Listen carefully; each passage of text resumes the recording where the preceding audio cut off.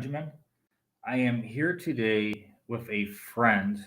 We're supposed to be doing in a group, and today we're supposed to be doing chest openings. Is that basically what we're supposed to be working on? So bear with me 1 second here. I am going to be sharing this to the group so they can join my under 1,000 group in my messenger chat. So give me 1 second here. I normally share it before I get started, but yeah. So let's see here, and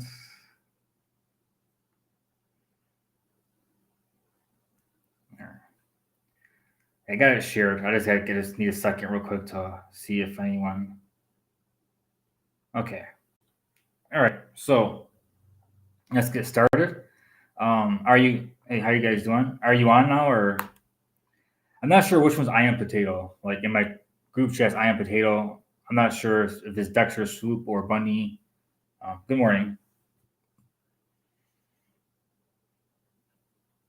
But all right. Okay, so that's you. All right. So I have a question. You said you like. Okay. So all right, that's good. So pretty much you say like open games, but you also wanted to know like something you can do in every position. Which the two openings I know that you can do in almost any situation are not really open games, but we can go over both of them really quick. For white, the opening that I know that can be used almost anything. I'm just gonna play whatever for black. What I've seen for the most part is pretty much the London, and that's basically can be used for almost anything black does. It doesn't really matter. This is pretty much a setup, that I pretty much see for white, and you pretty much can with the bishop here at some point, the knights, and that's pretty much can be used in almost any situation, and that pretty much cut a lot of homework out for you. Um, and for black, I gotta doesn't let me switch it the way I want to switch it. I can't go back all the way, but I can do this. And I had to go back into it. Explorer, I believe it was called. If not Explorer's Library, but I think it's Explorer for openings. Yeah, I don't like the London either, to be honest. I don't like either. But I was just showing you a opening that you can use pretty much no matter what your opponent does. I want to make this for black, but it's not letting me. There's this little arrow right here. You can see my mouse over it. For some reason, when I click it, it kind of doesn't let me switch it. Okay, that's fine though. I still can do this. Now for black, anything that white does, black can play d6, knight to f6, d6, and just right here. And for the most part, you can do this no matter what, almost every time, as black. And that's basically the perk defense. That's pretty much very straightforward for almost anything. The only thing is if someone decides that they're just gonna push the pawn up for whatever reason. I personally normally capture. I never even thought about doing these other moves, but I always just capture because if he takes back, you just take the queen and you lose castle rights. So kind of like there's really no point. So obviously, this kind of messes the idea up of doing the perk the normal way. But that's the only thing I really seen that kind of forces me to not play the moves. But those are the two openings that I see that are for black or for white that you can use in almost any situation. Yeah, that's the perk. It's basically d6, knight f3. I mean knight f6. I'm sorry. And usually it's attacking the pawn, so we usually defend the pawn, and then they just develop. There's a lot of different ways white can go from here, a lot of different ways, but it doesn't really matter which way white chooses because you can fianchetto the bishop. It doesn't really matter. And then castle, and that's pretty much the perk setup for the most part. And The thing with the perk,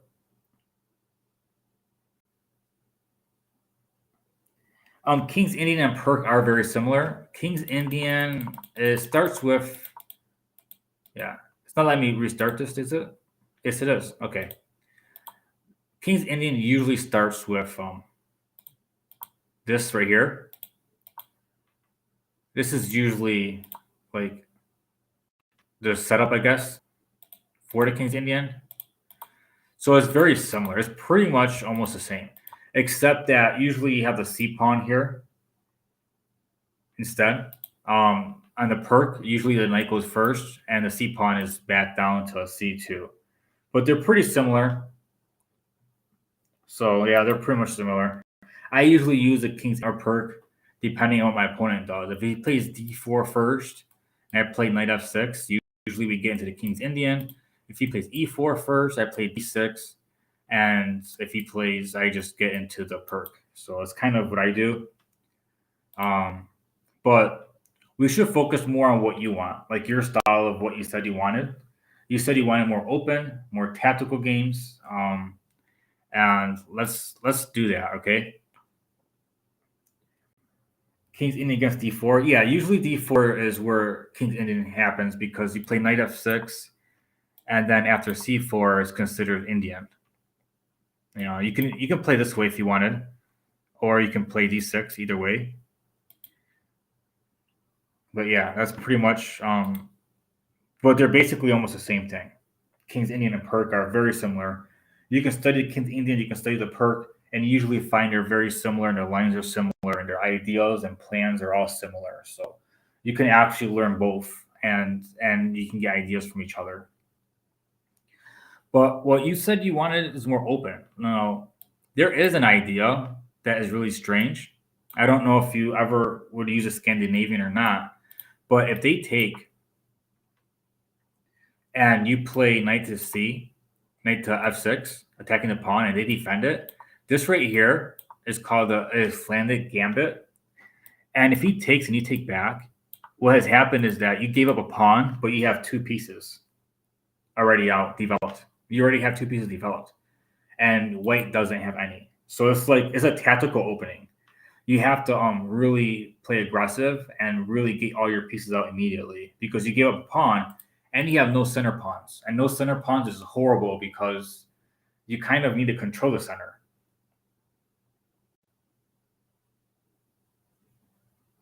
The perk has a lot of different theory. It is super crazy. It is like sometimes you have to play C. I can get back into it. I was trying to get into the openings that you said you wanted, but since you asked, I guess I can get into that. Let's say I play E4 and D6. Now here, white usually plays knight to C3. Now white can play F4, which is an Austrian attack. Then you have knight to F6, which is the classical. Some people play bishop G5, which is a very different variation. You know, some people develop the bishop here at some point, or even over to C4. And there's so many systems. So like there's lots of theory, lots of different theory for the perk. There's a whole lot of stuff. So like you get the same setup, but it's not entirely, you know. The Scandi is against E4. E4, you play D5, and that's Scandinavian.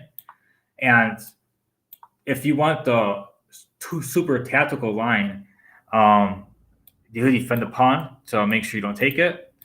The Atlantic Gambit, if he takes it, you would have more development than him. The problem is that you don't have the center pawns, but you have to like bring out your pieces in every move. Like you call it check. Most people would play knight to C, but some people play bishop E2. And you basically just try your best to just attack and bring everything out as fast as you can, you know? So, I mean, knight to E4 is actually, you know, you're already threatening to capture and fork and call it check. Like you're already threatening stuff immediately. So The Atlantic Gambit is pretty very aggressive, but you kind of gave up already. Um, like right here, you can. This is like setting up a fork. You know what I'm saying? Basically setting up a fork or whatever. But obviously, you'll take back if he takes. But um, if he doesn't take, I will accept the friend request later. Let me see. Actually, I can accept it here like that. All right. And if he doesn't take immediately, I say he does something different, like he develops for whatever reason, you can actually be calling a check threatening something. So like you basically have the Atlantic Gambit is super aggressive, and you just have to look to learn the lines. Yeah, it's pretty good. I wouldn't. Most people don't learn the Atlantic Gambit. Most people learn the regular Scandinavian. So if you're gonna play this line, a lot of people will not see it, and you have less opportunity for black for attacking. So like, try it for let's say 2-3 games, and see if you like it. And then if you don't like it, never play it again. You know, like it's good to give it a try. Um, Another thing is when you're playing black is let's pretend um for white you like playing. Let's say for white you like playing the let's pretend you like playing the Evans Gambit, for example. Let's pretend it's what you play for white. You also can learn lines for black and learn the same lines for white as black, you know? And sometimes that gives people like a really good understanding of the opening. So like you can decide like try to Scandi and then try like playing the same opening as black as you would white to try to really understand it from both sides because that will help you with like tactics and how to defend against stuff. That's really helpful. So let's get into actual lines. So let's start with white. I think white is better. What do you want to learn against from e4 if your opponent plays something specific? Like what is it that you're interested in learning?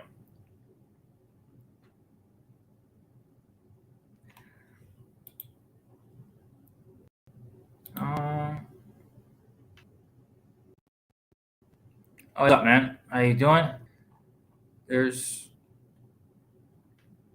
stuff from Twitch. I had to check real quick. Sorry about that. Um, I don't see all my Twitch comments. I only see the YouTube ones unless I check. So I apologize for that in advance.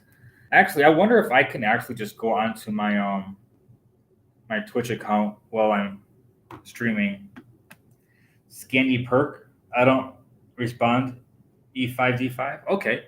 So yeah. So basically E5 E4. If you're not, and you can yeah. Okay. So basically, if you want to give this right here a try,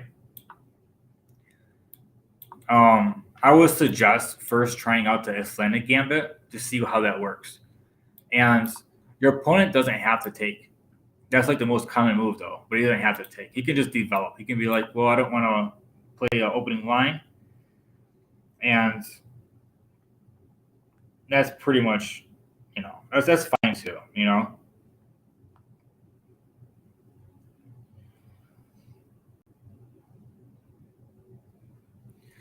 So if you're only going to be using the perk and you want to try out this, that's perfectly fine for black. So what is it that you want to learn for white? What is it that you're actually interested in?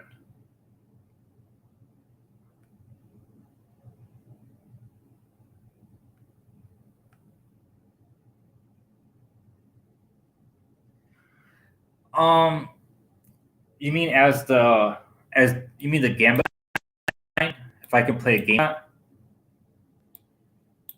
is that what you mean?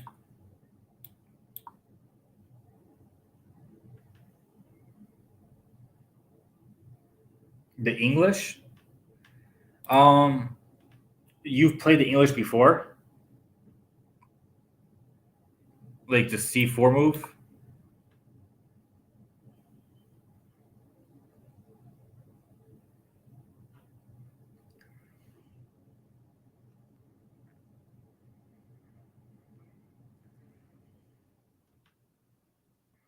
Is that what I'm asking you a question. I'm not sure if you understand. Like when you say English, you mean like you want me to play a game with the English?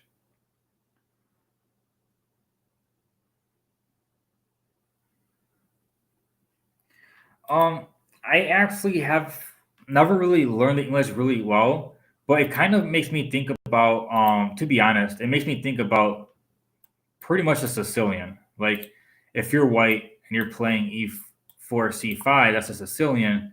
The English actually kind of reminds me of it because E4, if they play this move, it's like you're playing the Sicilian as black.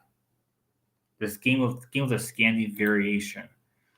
Um, I've I can see really quick if the computer will play the moves out. I can be black and I can like see what happens. You know, that's perfectly fine, and I can go through my thoughts about it. I haven't learned it really well. It's not an opening that I actually use, but I don't mind like just checking it out just to check it out. Um, let's see here. I'll be black. Supposed to do the Scandi. If he doesn't play E4, I would just resign. Okay, so that's basically I just resign. And then I'll see if I can gain. Oh no, that's not what I want. Supposed to be black. Okay, he's not playing that again. Uh,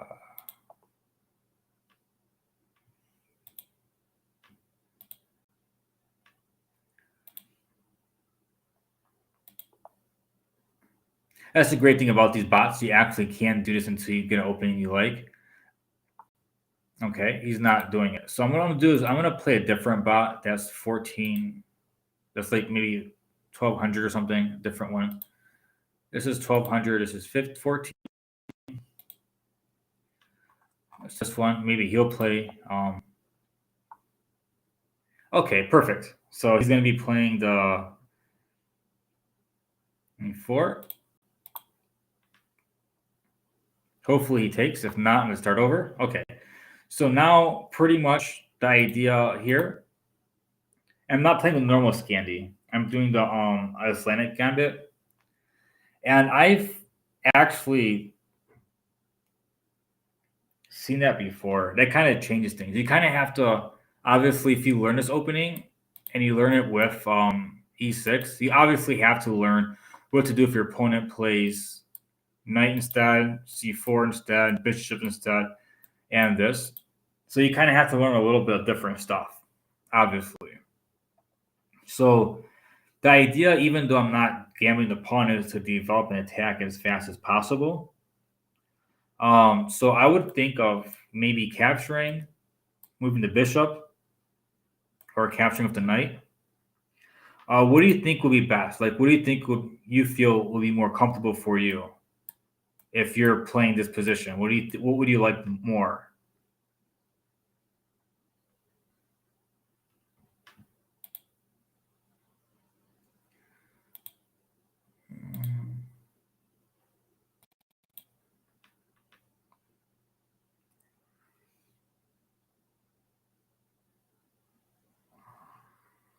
You will take with the queen. Okay.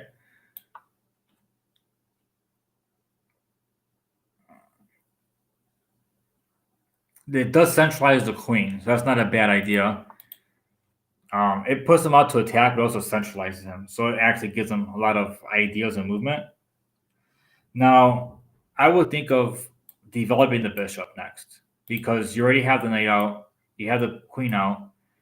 This knight can't go anywhere, and you don't want to commit one or the other. I mean, if you play, let's say something like e6, the bishop would be trapped. So, like, if you're planning on playing e6, you might want to move the bishop out first. If you're not, I mean, obviously, this is also possible still to castle. So, I would think that I would just develop, is what I would do.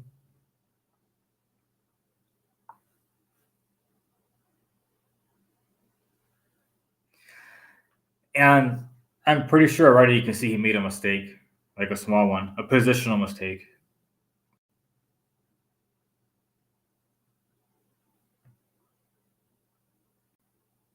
Because you can force trade here. You can just take it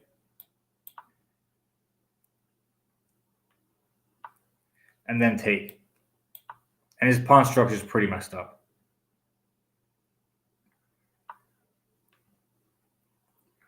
So that's pretty much, you know, you basically just started attacking immediately and he made a positional mistake. And this is like a permanent weakness. He has two pawn islands. One of them is a double isolated pawn. And now his king has to castle queenside, which I would want to fianchetto my bishop then, because if you fianchetto your bishop and move your knight out the way, your bishop will be attacking this way. And then you can move your pawns up, and you have your rook back here somewhere, so you can move it, knight in, and you pretty much attack the queen side immediately. That's what I would do. That's pretty much my ideas that I would do in this situation here. So is that what you wanted to see for e file knight? Now develop the knight, move to the e file pawn and castle.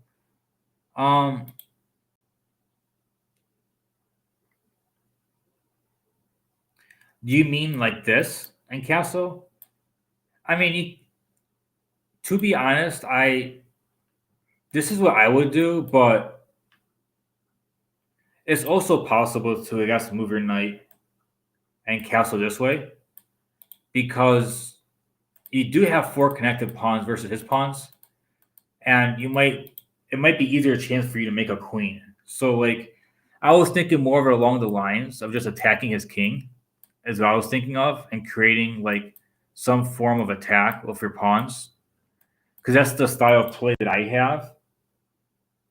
But if you wanted to, that's perfectly fine. You can actually do this. I'll play it your way, and I'll just develop the knight, and I'll go ahead and. It just depends on like your ideas of what you want to do. Like I see him castling queenside, so I'm like, I'll just castle kingside, and I'll push my pawns up and throw them at him, and hopefully bust open his pawns and have my rooks in ready to attack. That's kind of how I play because I like to be aggressive. But if you castle queenside and he castles queenside, it's a little bit more drawn out, but you do have a healthier pawn structure, and you can probably find a way to attack his pawns, his weak pawns, with the knights, and find a way to eventually make a queen. Yeah, it definitely does depend on pawn structure and how you're going to be attacking, for sure. Either way is fine. It's not bad. It's not bad to castle queenside here. It's not at all. So it's perfectly fine. It's just not my situation, not what I'm comfortable with, because I like to a lot of attack and open lines usually. I like to play when I get a chance. Now for black, I'm usually more closed off, but because the gambit line that you're trying to try out, the scanny defense, you usually want to play aggressive. Usually, so you can bring the pawn up.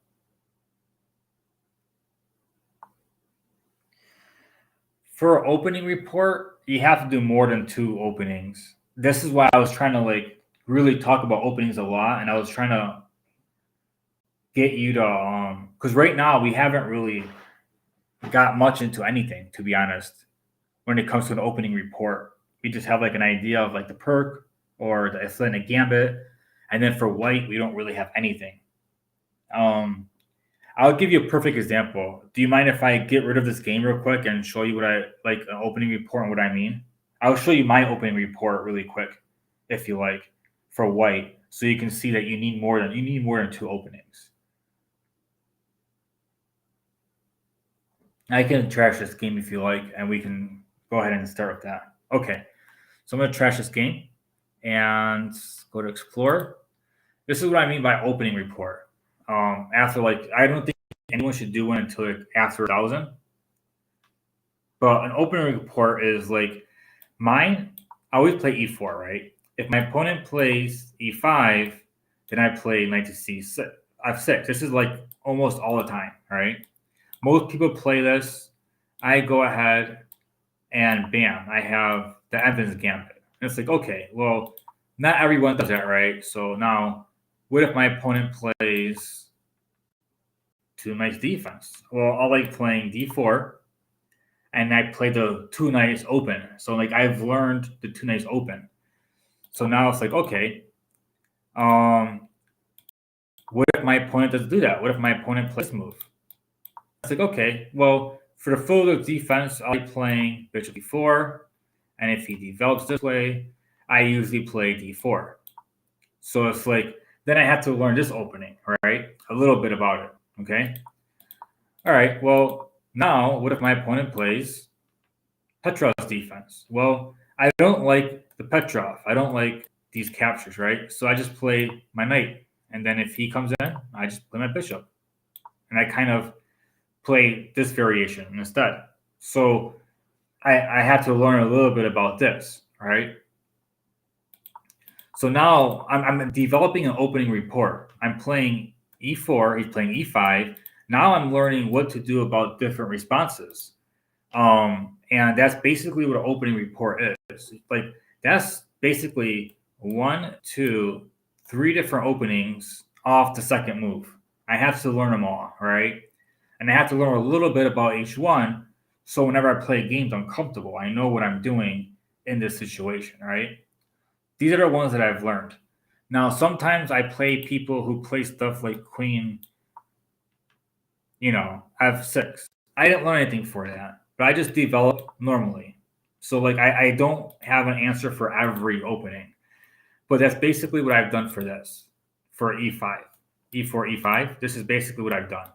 And there's sometimes people don't play a normal standard move. Sometimes after this, people play here. And it's like, okay, well, that reminds me of my other opening where people play here. This reminds me of this opening. And usually after here, I play d4. So like it was a little different order, but it's the same thing, And then it's like, okay, well, now I have to learn, what if he plays, the perk? Well, I'm more comfortable when it comes to the perk to play this variation over here. This is a variation I'm more comfortable with the perk. And usually I try to move my queen up, castle queen side, and eventually throw my pawns at his king. Yeah, I would say when it comes to your opening report, try to learn at least 5 to 8 moves. Yeah, I mean, I would start with 4 with each one, but if there's more, I would that should be fine. I would do anything between 4 or more, depending on what you're learning. Like for example, most openings I've learned were about 4 to 5 moves. But with the Evans Gambit, I've learned much more. I've learned much more because that's the opening. I had to learn this move, this move, this move, this move. These are the ones I've learned. There's also bishop to f8, but I've never learned that one. But I had to learn each one of them. So basically, this is the most challenging one, and I usually just go to the center, let them take the pawn. I castle. If the person doesn't know what they're doing, they'll take this pawn too, which is really bad. And now you just basically have all his attack against the king, and you can bring your knight in soon. His knight can't really block off because the bishop can take it. At some point, you can even play bishop e3. If he defends, you can push the pawn. You can bring the rook in. It's crazy. This is a bad mistake, But I had to learn that. And then I had to learn what if he plays here. Well, then I can push up, and if he takes, not take immediately because of check, but I can just castle. And then if he takes this way, I can literally, I had to learn like what to do in different stuff, and what are mistakes and what are not mistakes. So like the Evans Gambit is the one that I learned the most, but I also had to learn like the Caro-Kann. What to do against the Caro-Kann? Well, I used the 2 knights. All right. And this is a mistake, by the way. I found out it is considered a mistake for some reason. And if bishop g4, I just basically take the pawn. It's a free pawn. Like you take it back, and it's basically eventually start to attack at some point, but you're a little bit more developed. And there's an actual trap here that I like. I'll just make a random move for black, and I'll make another random move for black. But what I really like is that if he takes this right here, that's like a lot of times this would be really bad because like you have your pieces out. But there's a way to actually do the checkmate too. I kind of messed that one up a little bit, but that's okay. But basically, I had to learn against the Caro-Kann. I had to pick a defense for that. I had to pick a defense for the Scandinavian as well. For a long time, this is what I played. Sorry about that. For a long time, this is what I played. The Black Mar Gambit. I liked it a lot, so that's what I played. And it's just, you have to learn, like, when you do an opening report, you have to have an answer for almost everything. I would say to get started on an opening report, I would say try to get at least an answer for everything up to like 3 to 4 moves. Like, for example, let's say someone is going to do the French defense. I like myself to play this setup against the French defense. This is what I actually like myself. So basically, it's the King's Indian attack against the French. And this is the most challenging thing that I've learned. And I just basically go ahead and fiend cut on my bishop. And this is the setup. It's different than the main line or against anything else. And this is a good 5 moves in, and then I practice. And what happens is that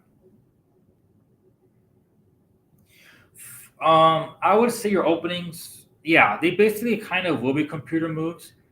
And it's good to not get too into it. Try to get at least 3 to 5 moves in and play. And if you realize you're losing most of your games in that opening, you're going to be like, you know what? This opening right here, every time I play it, I lose, let's say 7 out of 10 games. So you know what? Now I'm going to go back and I'm going to learn the French defense in a different way. What if I play d4? And I'm like, okay, after here, do I want to exchange? Do I want to extend? Do I want to play knight to c3? And then I choose what I want to do. And after I learn it, and then once you find something you're comfortable with, once you find something that you're happy with, then you can go online on YouTube or something else and be like, in this opening here, the classical variation, I'm winning 60 to 70% of my games. So now I'm like, okay, I'm going to go on YouTube. I'm going to try to look at, maybe get a book and learn the French defense classical variation theory. So like, you want to practice a lot. You want to do this actually and get an opening report it's going to take a few months. It's going to take a few months, to be honest. You're going to learn a little bit about each idea and figure out what you want. And that's pretty much how you do it. I don't want to give you an opening report because I have my own, and you need to learn what's good for you, not what's good for me. Like, you like open games, then this is probably going to be a setup for you. You're probably going to see, like, this right here is an opening that's very aggressive. That's an open game. Another one is just playing here. And then another idea, these are the 3 ideas. And this is also considered an opening for an open game. So try Lopez. Try the Italian game. Try the Evans Gambit. See what you're comfortable with. See what you like naturally before you get into theory. And play it a couple of times, each one of them. Let's say he plays the 2 knights. Well, do you like this setup? Do you like the fried liver? Is that something that you would like? This is like one of the main lines of it. Now here, I learned some theory after this. I used to play queen f3 here. I've tried bishop to e4, and I used to play horrible, so I stopped playing it. Then that's when I learned queen to f3. Why? Well, he can't take because he loses his rook, right? So like I learned that, and then after a while, I've noticed that some of my opponents play really well, and they started cramping me. They play certain moves, and it was bad for me. So I decided to no longer play that opening. I'm like, okay, I'm getting smashed in that opening. I learned a whole lot about the fried liver and different ways to deal with it, and that's why I changed it from the fried liver to the two knights open. So like this is how you decide what openings you want to use, and you first want to learn opening chess principles. You first want to play by opening chess principles and not worry about your openings. But once you start getting into your openings, I would suggest around 1,000. Try to get a couple of. I recommend you to try them out. Yeah, that's what I was getting into. That's why I'm like you said you like openings that are open. So yes, I do recommend that if you're gonna get an opening report, let's say in this position, try this out and see how it works and see how you feel and play a couple games like this. And if you like it, that's fine. If you don't like it, try a couple games like this. See what happens. See how it goes for you. And if you don't like it, you can also try here and see what happens in your games like this. Try a couple. These are 3 different openings from the same situation, and you're not going to know what your comfort level is. So play them first out, a couple games. Let's say 5. Let's say 3 games each or 5 games each. 5 games each one, and then you can write a percentage down. You can like get a pen and paper out and be like, every time I play this opening, how many times I've won and lost. How many times did I win and lose when I play the ginkgo piano? How many times do I win or lose with this one? And how many times do I win or lose with this? And then you try each one out. After that, you're like, okay, let's pretend you win most of your games out of those 3 choices with the ginkgo piano. Now you can be like, I'm going to go online, go on YouTube and learn and figure out what to do in the ginkgo piano. If I have money and I can afford a chess book, maybe I want to learn a chess book with opening theory. That's how you choose your openings. You don't want to choose your opening first and learn it. What if you're learning a bad opening? That's what I did. That's why I'm explaining this to you. Let's say this is pretty much what I thought. I liked watching a YouTube video, and I'm like, you know what? This is a great opening. I want to learn it. I learned so much about this, and then after I reached 1400, it was getting confusing, and I had to play more and more advanced, and it wasn't working out. Yeah, there's lots of stuff. So that's why before you're trying to learn lots of theory that you're probably never going to use, get comfortable with the opening, and then be like, I'm not wasting months learning something I'm never going to use. I'm comfortable with this opening. I need to learn this opening. So now you can learn theories of that opening. Because I wasted lots of time. I've learned stuff that I never use. Like I really have. And one of the examples is I've learned the Natkinson Gambit. I love this opening. I spent a lot of time on it. This is the Natkinson Gambit, right? And you come in here and you take, and then you come down over here and you call check. And the best move for black is f6. And then if he plays anything else, you can just bring your rook in to attack. Like this is what I learned. I learned lots of theory and specifics on the Natkinson Gambit, and it was a waste of time because no one plays it. So I literally wasted lots of time on the Natkinson Gambit. And I ended up eventually, when I have this opening, I no longer play it because no one plays it, but I've learned this. Now, if someone wants to come in and make me think I'm going to get an opening I want to, then sure, but it never happens, you know? But yeah, that's basically it. That's how you, for e4, that's what I would suggest. Let's say someone plays a Sicilian.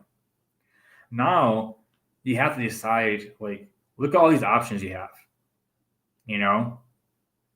Look at all these are lots of options. So, like, you're not going to learn every single one of them and try to learn theory in all of them to decide what's best for you. That's just too much work. You're going to, like, start off with, let's say, you see the top 4 moves. What's more comfortable?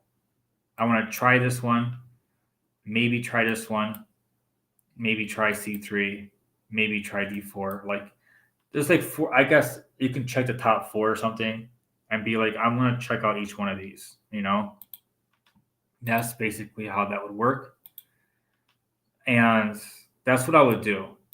And for me, I like playing, if they play d6, I like playing the Alpine. Why I like playing the Alpine? Because if he plays, let's say, knight to f6, and I play bishop e2, yeah, that's the Vienna, yeah. If he were to take here, I were to win right here. That's basically a nice trap. You win the knight. It's a free knight, right?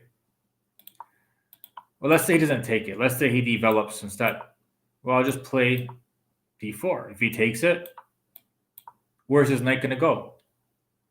After his knight moves, it doesn't really matter where. You just basically pick up the knight again, right? That's pretty simple. Forward. Let's say he doesn't fall for that. You know, and let's say he plays knight to 34, and let's say you move up, and let's say he doesn't take it, and he plays g6. Well, now what are you gonna do? What is it that you're planning on doing? So, like, you kind of have to figure this out. And here, it's actually bad for black. Black can't move here, obviously, because of pawn. But if he moves here, you can just take it. Excuse me, double up his pawns, and he still can't take here because he'll lose it.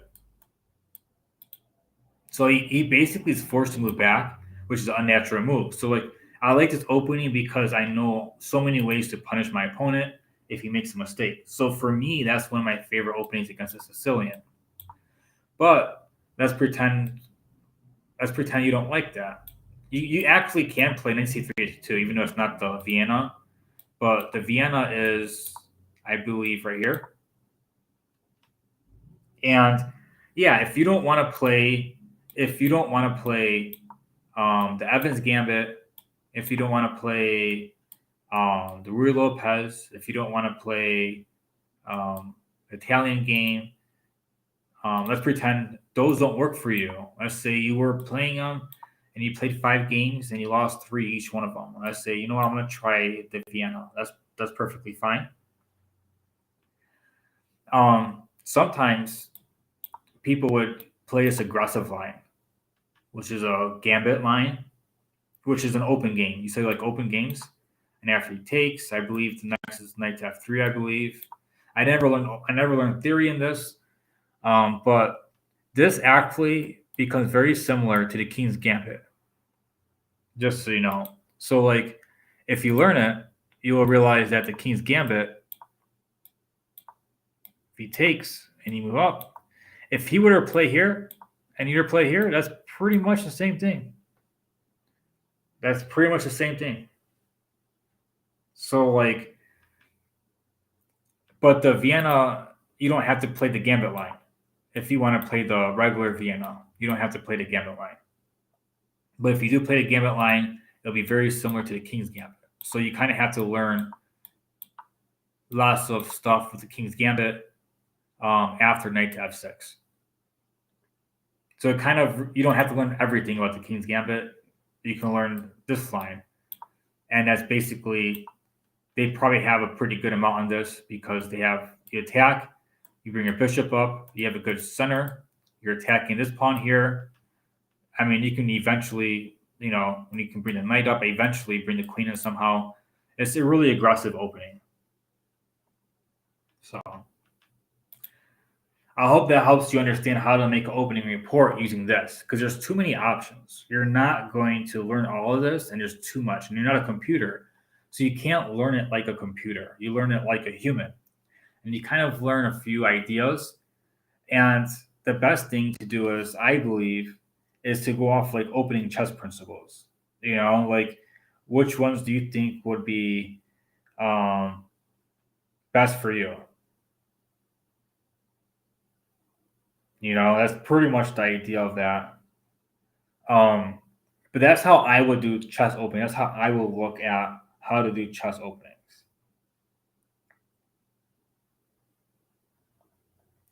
Like one of them is don't bring the queen out too early, is one of the chess principles for the opening. Um, Develop connecting your rooks as soon as possible, which means bring all your pieces out. You have to bring all your pieces out so your rooks can be connected. That's another one. Develop each new piece in the opening. So you're just basically you're not wasting time. You're like, I'm not gonna sit here and move my pieces more than once. I'm just gonna every move I am going to be moving a piece, and I'm going to be castling, and basically, let's say he moves here, and you castle, and your rooks are connected. Every piece was moved in the opening. You developed completely. Your opponent's not fully developed yet. You know. Yeah, the bishop c5 is very common. So yeah, that's why I played Evans Gambit a lot, even at my rating. I'm only at 1400, 1500. But yeah, that's basically, I love this opening. Even after this, sometimes you can play bishop a3 to prevent him from castling. Like, that's super important, is knowing when to play this. You don't play it right away, it's bad right here, because he can just block it. But there are many lines where you can play bishop a3 to prevent him from castling. Sometimes you want queen of b3 to attack the pawn. Sometimes you don't. Sometimes you want your rook on e1 and you're smashing through. Sometimes this knight goes here. Sometimes, this knight sometimes is in the way because you want to bring your rook out. I've actually sacked my knight in the opening before just to bring my rook out to attack somebody. Yeah, don't move the same opening twice if you can help it. Knights before bishops is normal. So those are basically the ideas of for opening stuff, but that's what I would do. I hope this helps you out with trying to figure out how to make an opening report for yourself. You might have to do what I did. I took a notebook out and was like, after e4 or e5, what do I want to do? Then I put knight to f3. And I'm like, okay, if my opponent plays knight to c6, what do I do? Bishop c4. And then what if my opponent plays knight to f6? I'm like, okay, knight to c3. And, oh, this is on chess.com. This is chess.com. You go to Explorer. I don't believe they have this option on the mobile app. I believe this option is only for like PC and for I'm using a Chromebook. Yeah, that's very important. I did that. I have like a notebook where I would assume 90% of my everything that I face is like 90% of it is in my notebook. And I narrowed it down to like I had to learn like maybe a total of like 14, 15 openings. But I would suggest not to overwhelm yourself and learn I would learn like 3 to 5 moves in opening and not much theory and get comfortable and figure out what you're comfortable with. And then once you find out something you're comfortable with, learn theory on that. Because if you're not comfortable, the theory is not going to make much sense. You're not very comfortable. You're going to be hoping for stuff. And it's a mess. When you're uncomfortable, your game suffers. So you have to make sure it's the opening that you're comfortable with. I tried learning the London before because everyone recommended it, and I'm like, you know what? I like the London. It's really nice. And what I found out what happened to me is that I got really bored. I got really, really bored because the setup was the same like every time. That's the wrong move. But I got really, really tired, you know, and I got really bored. So like it made me suffer. I actually suffered because I was bored and I was playing chess and I was trying to learn and I wasn't enjoying the game because I was bored and I wasn't very comfortable and it was like whatever. So it's important to do stuff that you're happy with, really. Your openings should be part of your personality. If you're happy attacking, Evan's Gambit is awesome. If you're happy attacking as black, I mean, you want to do the Scandinavian because the Scandinavian is aggressive. You know, you can play it that way. You can play the Gambit move. Um, you can learn like different setups if you wanted, you know, but you can check it out all the way, you know. So I mean, some people play Sicilian, but there's so much theory on it that it's going to be really hard unless you play a specific line, you know. I would suggest, because you said you want an open game, I would suggest trying the Icelandic Gambit first to see a little bit about it. But the problem is everyone's not going to take. So like you already seen how if somebody plays a different move, let's say knight to c6, how I decide to come in and attack and start putting a lot of pressure, you know? I would, if you want to learn the regular lines, that's fine. Some people play this way. Some people play this way. So like you have to decide on what do you think is best for you and what you might be comfortable with.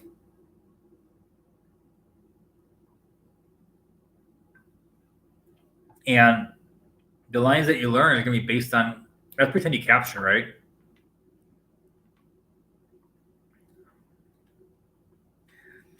Your opponent has a pretty decent amount of moves. Let's say 3. So now if you capture, you have to learn what to do against d4, what to do against knight c3, and you're going to have to learn what to do against knight f3 too. And that's pretty much, you'd have to learn like 3 different openings if you play here.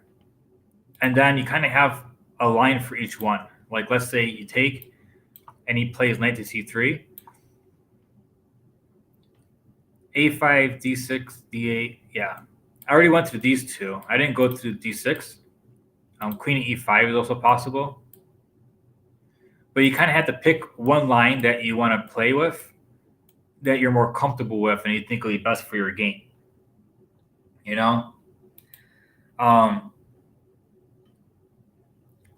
This right here is obviously a blunder because he would just like, that'd be really bad. Just make sure not to do that if you play a Scandi. That's like a really bad. Yeah, e5 is very aggressive. It really is. Let's pretend he blocks with the bishop. You literally can like take advantage of the pin if you wanted to. That's like really aggressive. And he can't block with the knight because you can just take the knight. He can't take back bishop. That's gonna mess him up. So like, yeah, the Scandinavian definitely violates opening principles.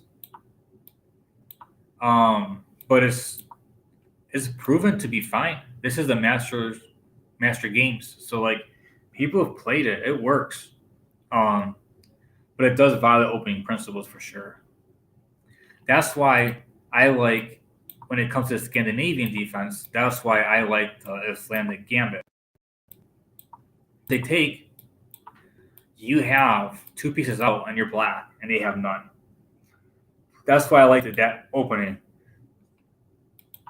But we've seen when we played against the computer, he played this instead.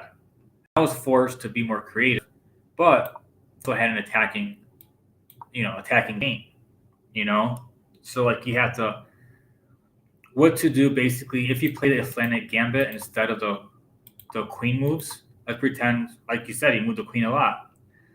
Let's pretend you play the Atlantic Gambit. You have to learn what to do against c4, which is the main idea, and you would have to learn what to do if your opponent doesn't play that. What if your opponent plays d4? What if that's what he did? Never mind, not c4. What if he plays d4 instead? What if he plays knight c3? There's also bishop e5 check. So you kind of have to learn a little bit of each one. Yeah. So like if you don't like moving the queen a lot, this is another option. And that goes with you being comfortable. Like, what are you going to be comfortable with, right?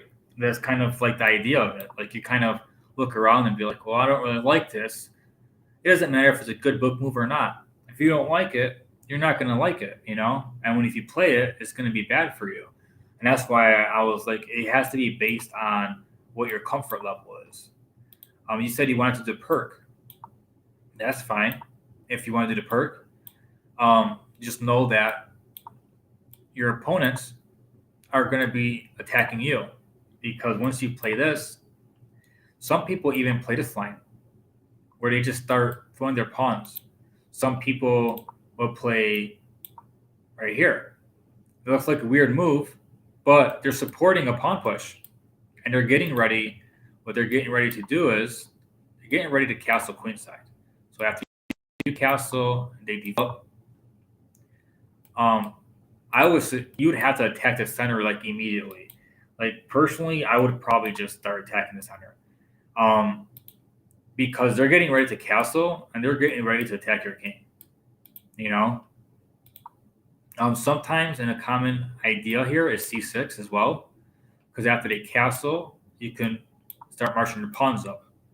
So it really depends if you want to play the perk or not. But the perk is really complicated. But if you want to try it out, that's perfectly fine. There's just a lot of variations for the perk as well. So I definitely would suggest the Scandinavian to try it out, because you want open lines. Also, if they play d4, you need openings for that too. You know, one of the most aggressive openings for black is the Illum Gambit, where it's just really aggressive, but you lose a pawn right away. You know, and the same thing for here.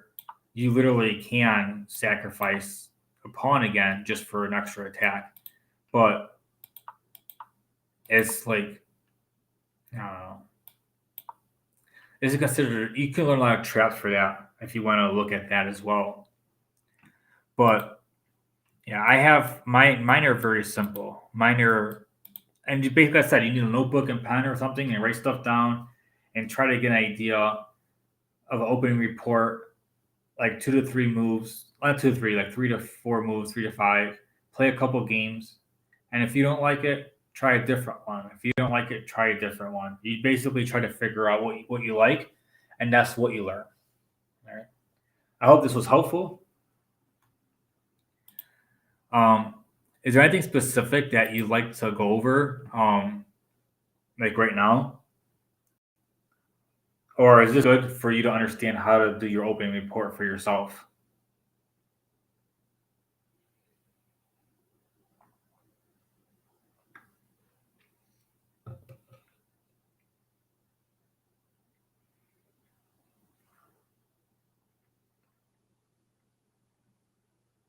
Does this sound good for you, or like, is there anything specific that you want to look at?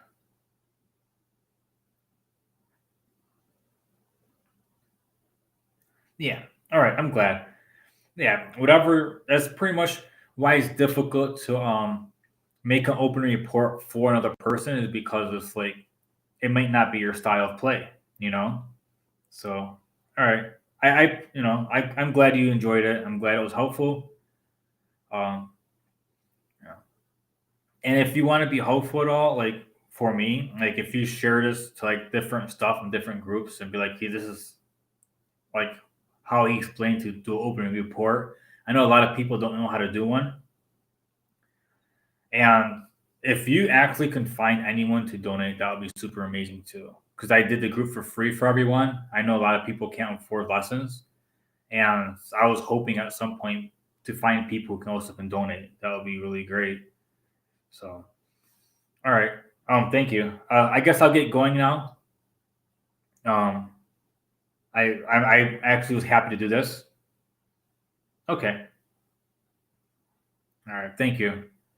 And yeah, and everyone else who's watching this, like, subscribe, share, and my donations in my YouTube link. It's at PayPal for Beginners. All right. Thank you for your time. Yeah, it's free because of my rating. I'm only like 14, 1500, and I don't really see a point of charging people because of my rating. But I feel at the same time that if I did get money, I would be able to do tournaments and get lessons for myself, and then I can teach even more people, and I can teach you guys better if I got better myself. So that's kind of why I kind of do it that way. So, all right, you're welcome.